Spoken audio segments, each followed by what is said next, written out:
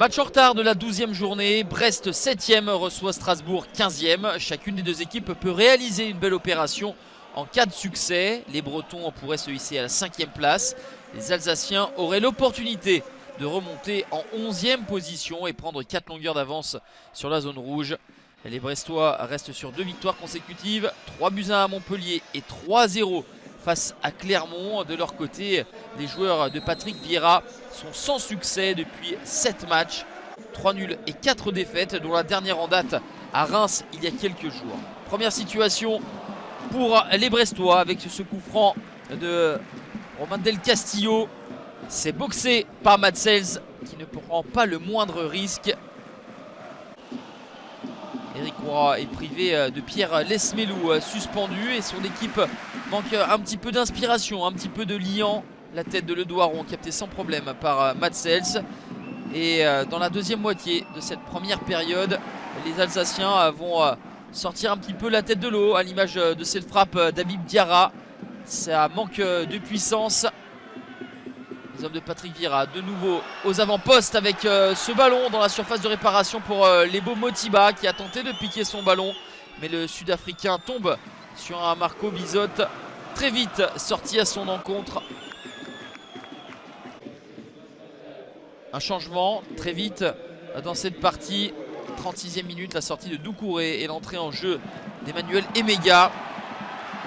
Et juste avant la pause, c'est Brest qui va ouvrir le score par l'intermédiaire de Jérémy Ledouaron, servi par Kamori Doumbia. Deuxième but de la saison pour Jérémy Ledouaron, lui qui avait marqué son tout premier but dans l'élite en février 2021 face à Strasbourg. L'équipe qui lui réussit 1-0 pour Brest à la mi-temps. Les Finistériens vont essayer de prolonger donc la mauvaise série du Racing. Brest se déplacera à Metz lors de la prochaine journée et vise donc la passe de 3 pour grignoter plus encore des places au classement et même occuper des places européennes. Mais en deuxième période, les joueurs d'Eric Roy vont être un peu en difficulté avec les longs ballons et les renversements des Strasbourgeois. Gilbert qui tente sa chance, c'est repoussé par Julien Le Cardinal. Il est en position de défense, pas de main sanctionnable d'un penalty. Une opportunité derrière pour les joueurs d'Eric Roy avec ces têtes de Mathias Pereira-Lage. Ça vient fuir le cadre de Madsels. Une partie alerte. Et à 10 minutes de la fin, Strasbourg va égaliser avec ce but d'Emmanuel Emega. Troisième réalisation de la saison pour l'international espoir néerlandais, servi par Moïse Saïdion. Les joueurs sortis du banc par Patrick Vieira font la différence. 4 des 7 derniers buts du Racing ont été inscrits par des remplaçants. Moïse Saïdion qui cadre derrière sa tentative, qui est de retour d'un prêt fructueux à Annecy où il avait inscrit 15 buts.